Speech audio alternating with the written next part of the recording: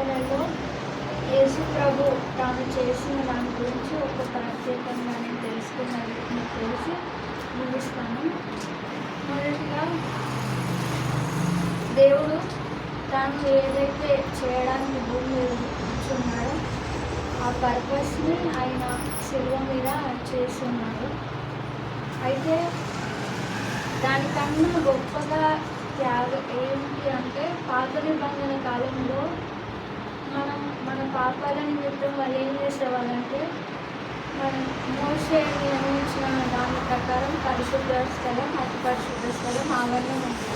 అతి పరిశుద్ధ స్థలంలోనికి యాజకుడు సంవత్సరానికి ఒక్కమారు మాత్రమే వెళ్ళి వారి యొక్క ఎంతమంది అయితే ఆ గ్రామంలో కానీ అక్కడ ఉన్న ప్రజలందరి కొరకు ఒక్కమారే తను వాళ్ళు తెచ్చిన బలులను అర్పించడానికి వెళ్ళేవారు.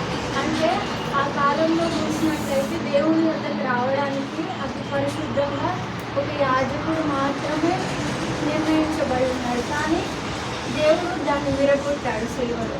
ఏంటంటే దేవుడు సిలువ మీద ఆయన రక్తం కాల్చి ఆయన చేసిన పర్పస్ అంతా ద్వారా ఏం జరిగిందంటే ఆయన సిలువ త్యాగం జరుగుతున్నప్పుడు ఏదైతే ఇస్రాయేల్ దేశంలో ఆవరణం కట్టబడి ఉందో ఆ అతి పరిశుద్ధ స్థలంలో ఉన్న నిర్మకాండం 26వ అధ్యాయంలో ఉంటుంది. తర్వాత చదువుకోండి. అడ్డుతెర అని ఉంటుంది. అడ్డుతెర ఏంటంటే అతి పరిశుద్ధ స్థలంలో అడ్డుతెర పరద ఎలాగైతే ఉందో మనకి ఇప్పుడు ఆ కాలంలో అతి పరిశుద్ధ స్థలంలో ఇలాగ బలిపీఠం కట్టి దాని మీద దహన బలి అర్పించేవారు యాజకుడు.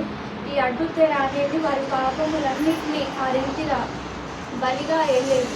కానీ దేవుడు ఆ అడ్డుతెర శిలువ మీద దేవుడు త్యాగం చేస్తున్నప్పుడు ఆ అడ్డుతెర అంతా రెండుగా చినిగిపోయింది. అంటే దేవుడు చేయవలసిన త్యాగం అది అప్పుడు కాలంలో ప్రతిసారి జరిగేది. అంటే ఇప్పుడు ఒకవేళ మనము ఈ శిలువ త్యాగం జరగకుండా ఆ రీతిగా ఆ యొక్క పద్ధతిని మనం ఆచరించాలంటే ఈరోజు మనం ఇలాగూ ఏమి స్వేచ్ఛగా స్వతంత్రంగా దేవుడి వాక్యం కొరకు ప్రార్థన చేయడానికి కాదు. కానీ మనం ఎలా వచ్చేవాళ్ళం అంటే నేను ఈ వారం అంతా ఈ పాపం చేశాను, ఈ మేకప్ పిల్లని అర్పిస్తాను, లేకపోతే ఈ వారం అంతా నేను ఇన్ని తప్పులు చేశాను, నా ఆస్తి కొలేదని మేకప్ పిల్లని పట్టుకొని వచ్చి మనం ఈరోజు బలించే వాళ్ళం ఒక యాజకుడుగా ఉంది ఒక ఉన్నవారికి. కానీ దేవుడు దాన్ని తీసివేసి మనకి ఎంత స్వేచ్ఛనిచ్చాడంటే ఈరోజు నువ్వు ఎక్కడ కూర్చొని ప్రార్థించినా కానీ ఎక్కడ కూర్చొని ఆయన మాటలు వినడానికి కానీ ఆయన మన మధ్యలో ఉండడానికి అటువంటి స్వేచ్ఛను దేవుడు అనుగ్రహించాడు. అది చేయవలసింది దాన్ని జరిగింది దేని ద్వారా అంటే శిలువ త్యాగం.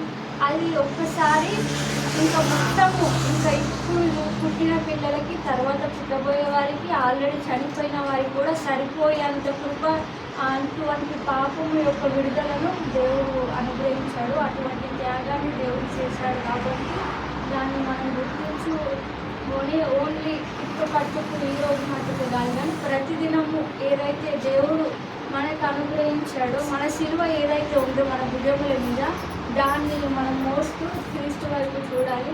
అయితే నేను విన్నది ఏంటంటే దేవుడు ఏ కాలంలో అయితే శిలువ వేయబడ్డాడో ఆ మాసం అంతా ఏప్రిల్ 3వ తారీఖుననే జరిగింది అని సైంటిస్టులు కనుగొన్నారు. అయితే ఇప్పుడు చూస్తున్న కాలంలో దేవుడు సమీపంగా ఆయన రాకడ సూచనలన్నీ మనకు కనబడుతున్నాయి. అయితే ప్రతిసారి వచ్చే డేట్లో ఒక వేరియేషన్ అనేది ఉండేదేమో, కానీ ఈసారి మాత్రం ఆయన ఏ రోజు అయితే వాళ్ళు అంచనా వేశారంటే అది నిజమో కాదో తెలియదు, కానీ అదే అంచనా ప్రకారం ఈ దినం కూడా వచ్చింది.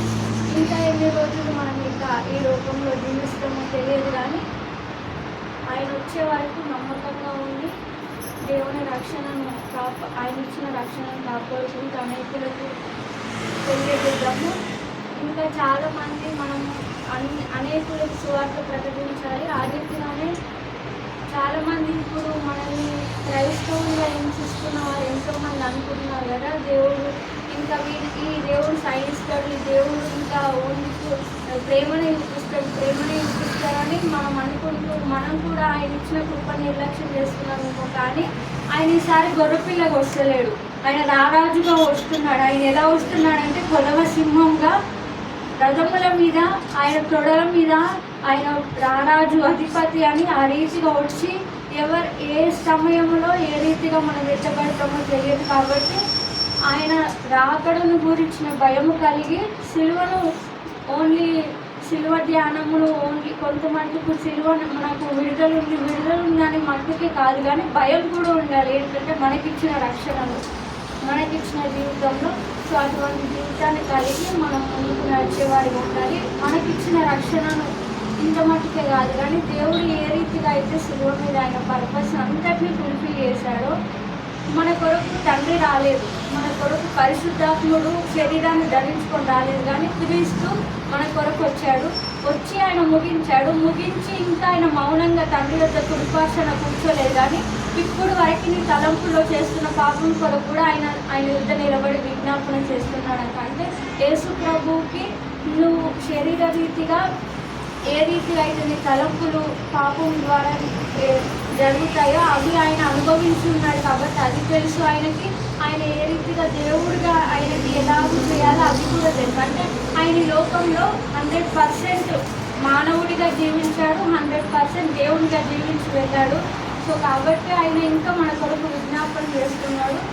ఆయనను బట్టి ఆయన ఏ రీతిగా నడుచుకున్నాడో అటువంటి జీవితాలు మనందరూ కలిగి ఉండి అనేకులను రక్షించే వారిగా ఉండాలి. ఈ మాటలు దేవుడు జీవించున్నాగా.